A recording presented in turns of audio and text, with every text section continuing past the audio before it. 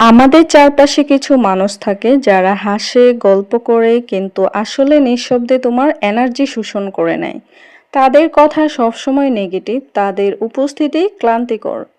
তারা তোমার নয়, তোমার মানসিক শক্তির গ্রাসকারী। তাই দূরত্ব রাখো নিজের মানসিক স্বাস্থ্যের সুরক্ষার জন্য। আর কিছু মানুষকে ৯৯ দিন উপকার করে দেখো, আর একদিন না করতে পারো তাহলে ওই একদিনই মনে রাখবে। বাকি ৯৯ দিন তারা ভুলে যাবে। পৃথিবীতে বাবা মার মতো কেউ ভালোবাসে না, গরিবের কোনো বন্ধু হয় না।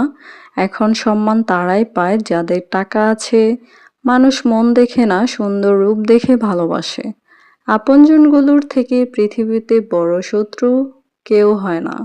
বৃষ্টি ফুরিয়ে গেলে ছাতাটাও যেমন বোঝা মনে হয়, কালি ফুরিয়ে গেলে কলমটাও ডাস্টবিনে জায়গা পায়।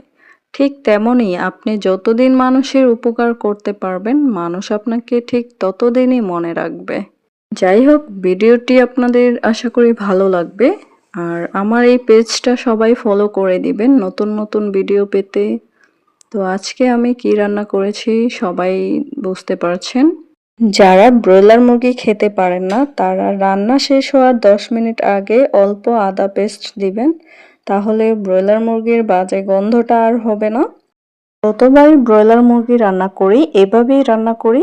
যাই হোক, যদি ভুল হয় তাহলে সবাই কমেন্টে বলে দিবেন, আমি সুন্দরভাবে শিখে নিব। এখন এখানে ২-৩টা কাঁচামরিচ দিয়ে দিব, তাহলে সুন্দর একটা ঘ্রাণ আসবে।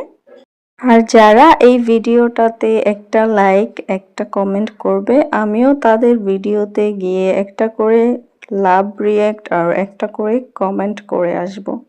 যাই হোক, এখন আমি ভাত খাবো, আমার প্রচন্ড খিদে পেয়েছে। আল্লাহ হাফিজ।